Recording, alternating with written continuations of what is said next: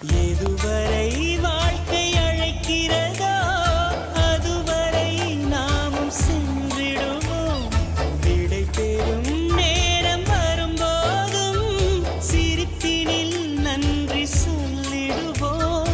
பரவசம், இந்த பரவசம் எந்நாளும் நெஞ்சில் தீராமல் எங்கே வாழுமே. கடவுள் தந்த அழகிய வாழ்வு